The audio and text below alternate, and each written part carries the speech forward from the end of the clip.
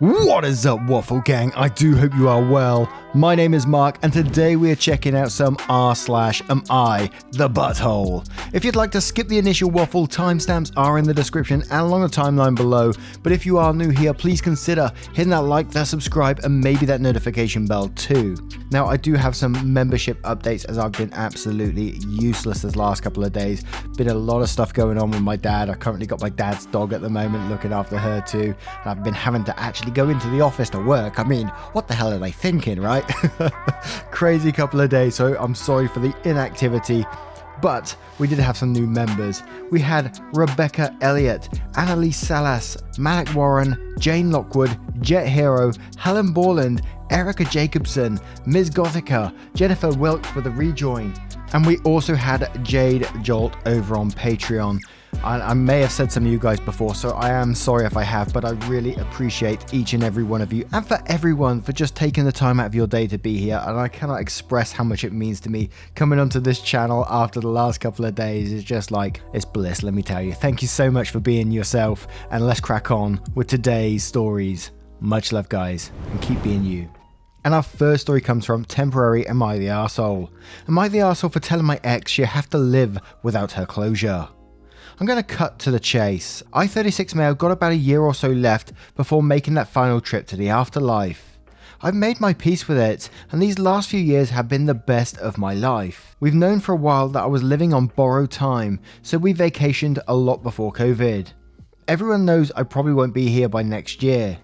Well, as it turns out, my old ex decided to come back into my life. We were together since high school. Before I proposed, I found out she was cheating with one of her friends and broke up when we were 27. It was the darkest time of my life, until I was pushed into going to therapy. 3 years later, I got back into dating and met my wife. Got married after 2 years, and we have been together ever since. She has been the most incredible partner through all this, and I don't know how I would have made it without her. You can guess why my ex came back. She'd like us to meet so she can formally apologize to me and have one last conversation. I said no way, she is the last person I'd want to see right now, and didn't take it well, I guess. Our families are somewhat close. Her parents had been my aunt's neighbours before either of us were even born, so they still saw each other after we split. My aunt heard from her folks that I'm refusing to see her, and she's gotten my parents involved. Now they all hate her, except my aunt, who always had a soft spot for her. But they do feel like maybe we should talk before I go. I don't know what exactly they think this will bring, aside from just dragging up painful memories. I don't want to bring up anything from the past and focus on making the most with my wife and family. They left alone at first until my ex tried to reach me again, asking to please meet. My ex says she's heartbroken over my condition and just wants us to talk so we can have closure. But I explained to her that I had mine years ago and I'm in a better place. And where I believe I was the arsehole was telling her she's going to have to live without hers. I'm getting a little more ridicule from my aunt and my dad. Mum's still a bit on my side. They do think what I said was very insensitive, and it's clearly painful for her knowing what she did to me and that I'll be gone soon. My wife is completely on my side here and actually gave my dad a piece of her mind. It was pretty hot to see. She rarely ever yells, for making things more complicated for me. They left me alone, but it's still on my mind, and I don't know how exactly I was an arsehole for saying that. I had said it as a statement. There's no reason for us to speak except it for being her benefit, and since I'd rather not, then she will have to in fact live without that closure. Whoa, this one hit hard. That first line, I wasn't expecting that at all. I was like, whoa. But I'm just wishing, if you ever do see this OP, I'm wishing you the best and keep making the most of everything. Much love to you, my friend. But you're absolutely not the arsehole in this situation to me anyway. As you said, you've been through your closure through this. I mean, she cheated on you and now she wants to come back into your life and just get her closure for herself. Because that's all it's for. It's for nobody else but for herself. You don't need it anymore. You've got a family. You're just carrying on doing your thing. And I'm going to be very interested to see what the comments say on this one. So we're going to start with Alison Rabbit saying, not the arsehole. It's been years. You've moved on and are happy. She's exploiting the situation and wants to apologise to play the bereaved ex role later on. She could have apologised and had closure years ago. The timing feels selfish and you are not obligated to indulge her. And Rhino the Bouncer says, I don't care about your ex, I just want to wish you strength, joy, peace, love and light, whatever makes you happy on your journey and beyond. Not the arsehole. And Kinder Surprise says not the arsehole, it's selfish of her to think you owe her anything, least of all closure. You sound incredibly emotionally mature. I'm so happy you have someone like your wife by your side as you come to the end of your journey. And all I want to say on that front is death isn't the end. Wishing you luck, friend.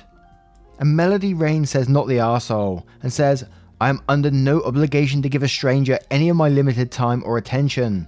X became a stranger to me the day she decided to turn her back on me and find her happiness elsewhere. Please stop advocating for me to make others feel better about what's left of my life. And Dusk Till Dawn 9 says not the arsehole, you're at peace and you deserve to enjoy your final year with your wife. Your cheater ex literally made her bed and now she gets to sleep in it. She knows what she did was wrong, she only wants closure so she doesn't feel guilty. It literally has nothing to do with caring about you. She's still being selfish. And now I turn this one to you guys. What do you guys think of this situation? It's an incredibly sad one. But OP does, like someone said, it sounds emotionally mature and it's a positive thing to see in my eyes. But let me know what you guys think in the comments below. And our next story is from Little Rock Lady. Am I the arsehole for being upset my wife didn't take care of me while I was drunk? Oh dear. So one dumb day I drank so much I blacked out. The last thing I recall is being at a restaurant drinking with my wife and friend. The next thing I remember is waking up in bed. We live 40 minutes from the restaurant. My wife took me home and put me to bed. She left me in bed while she went to play online. At some point I woke up and vomited. I then passed out again. Today I was teasing her about how I could have choked and died on my own vomit. She said she wasn't responsible for me. Am I the arsehole for being hurt by that statement? I thought marriage and relationships meant you took care of each other, even when you did stupid stuff. ETA, we've been together for 20 years. I drink maybe 4 times a year and then only have a few. I do have a very high tolerance. I've only been that drunk that time and had no intention of getting to that point. This was at least 4+ years ago. ETA, I never expected her to clean up vomit. Environmental ad says you're the arsehole, she got you home safe and to bed. She did take care of you. As an adult, you are responsible for yourself. You should have known your own limits by now. Marriage does not mean you get a live-in mummy/nurse. It means she doesn't just leave you passed out at the bar and go home by herself. If you had choked on your vomit, it would have been your fault and you probably would have traumatized her for life. Grow up.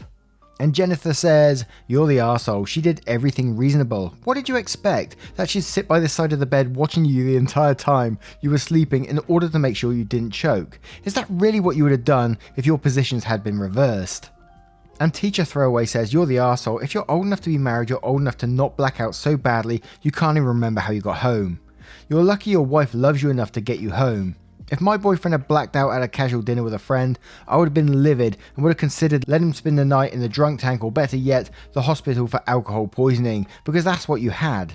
For your information, the in sickness and health part of your vows is for things like cancer or flu, dementia, chronic illness, not stupid things that are self-inflicted. Grow up before your wife realizes she married a kid and divorces you. And Fan Fave says, gonna go against the grain here and say not the arsehole. Most people do not set out to get blackout drunk. It can happen, especially seeing your edit saying this is the only time this has ever happened to you. Yes, you're an adult, but adults still make mistakes. Maybe you didn't eat enough that day, or you drank way too fast, or your tolerance isn't as high as you thought. The drinks were stronger than they tasted, etc. Your wife should have made sure you were on your side so you didn't choke on your vomit and die, or even checked you to make sure you were still breathing, etc. If someone drinks so much that they're not conscious, you don't just put them to bed and leave. It really shouldn't be a huge ask that your partner of 20 years checks on you to make sure you're okay, the one time you get too intoxicated. Things happen, mistakes happen, and you should be able to count on your partner, even if it isn't technically their responsibility. And Black Sun says everyone sucks here, and I think that's meant to say hun. There was a post like this where the genders were reversed and it was a consensus everyone sucks here, because you shouldn't get that drunk and a good partner takes care of their sick spouse. That's just how the sub goes, I guess. Edit, even if you're both women, your spouse can still check on you hourly to make sure you're on your side. It's not hard. And so we've got an you're the arsehole, not the arsehole, and an everyone sucks here. But what do you guys think of this situation? Let me know in the comments below. Just a pre-warning on this next one, guys. It talks about losing a child and it's a tough one. So if you do want to skip it, please feel free to use the timestamps below to skip to the next story. I thought I'd just throw that warning out there. So this next story comes from a throwaway account. Am I the arsehole for telling my wife to stop calling herself a mother? My wife and I have been together for 5 years and married for 3. I'm 26 and she's 25. Before we got together when she was 17, she was with someone else and she got pregnant. She lost that baby at 32 weeks due to that baby contracting a lung infection and dying. It sucks and is tragic, and she visits the baby's grave every year on the anniversary of its death. I have no problem with that. When people ask if we have any kids, I say no, and she says she had a baby but it passed away. It makes people really uncomfortable, and we've talked about how not everyone needs to know about her dead kid. Our issue arose around when yesterday, which was supposed to be her due date, she went and got a tattoo of the baby's handprint and the name she gave it, which she had been talking about for years, and I was always reluctant for her to do it. It seems kinda trashy, but I don't like tattoos in general, and posted it on Facebook with a big long caption about how, even though she wasn't his earthside mother for long, he taught her so much, and how being his mother was the greatest gift she could ask for. I told her to stop calling herself a mother and posting depressing stuff on Facebook.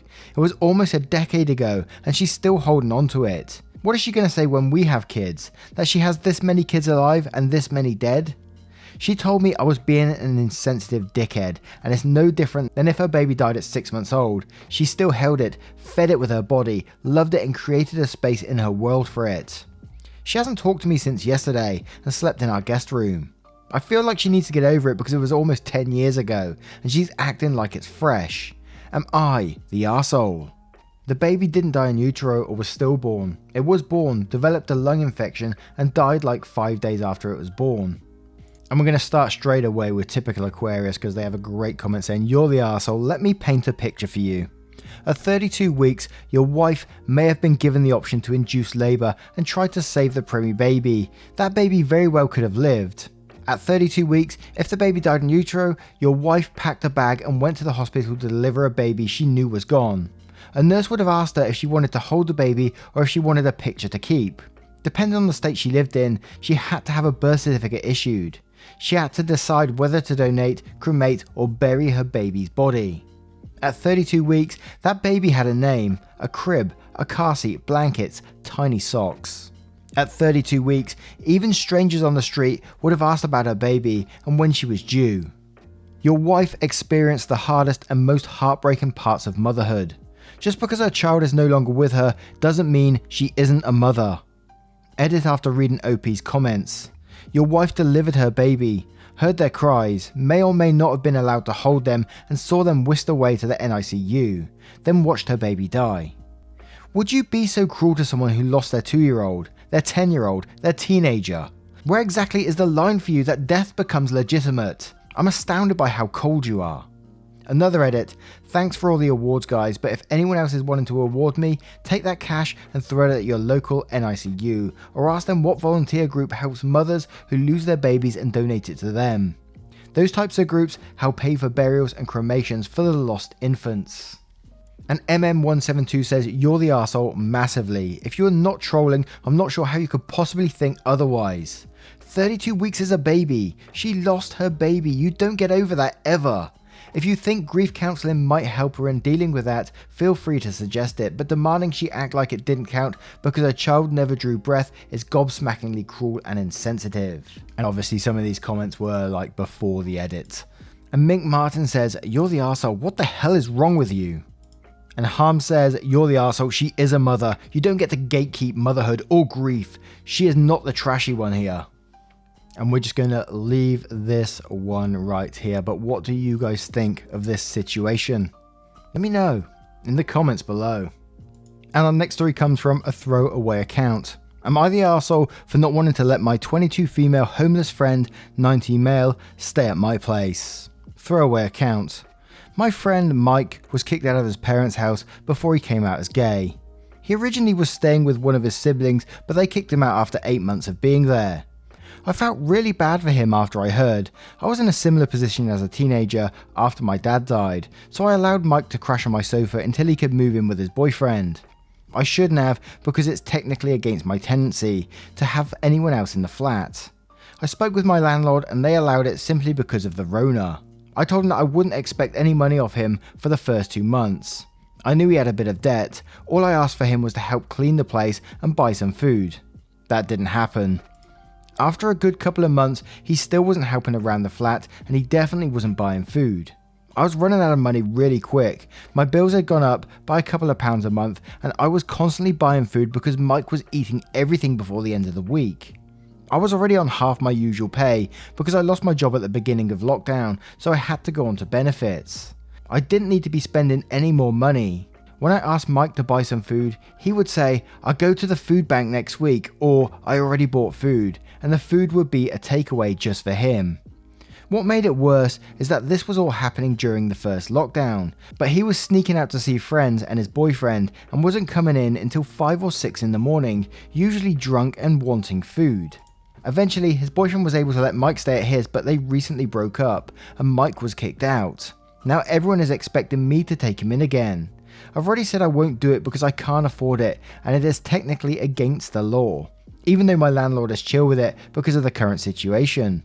But people keep saying there's a pandemic and he has nowhere else to go. And honestly, I would, but I can't be bothered to babysit him again. Am I the arsehole?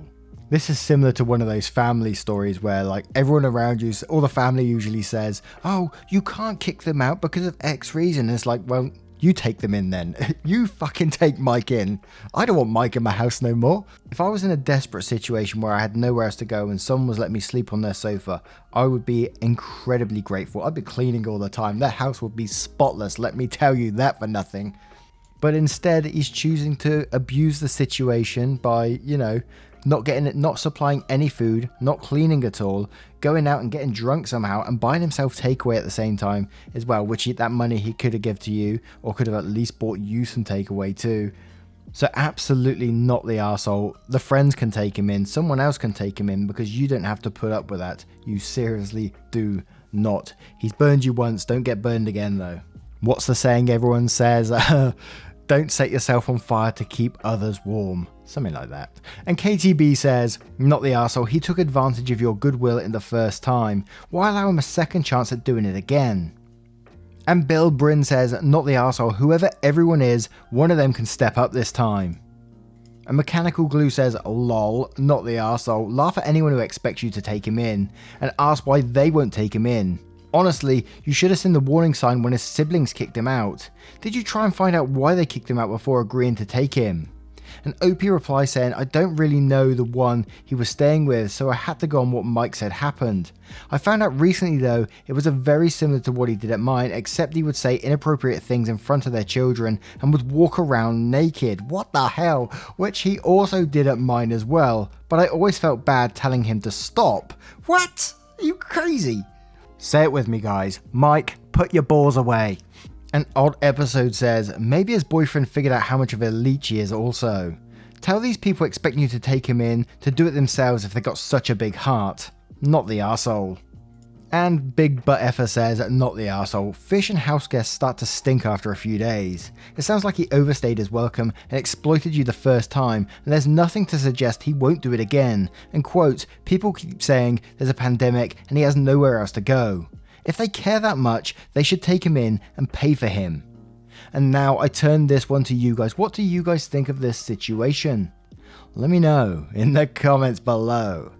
Now, once again, guys, thank you for being here today. I really do appreciate it. As I said, I've been a bit flaky the last couple of days. I do apologize for it. Just catching up now.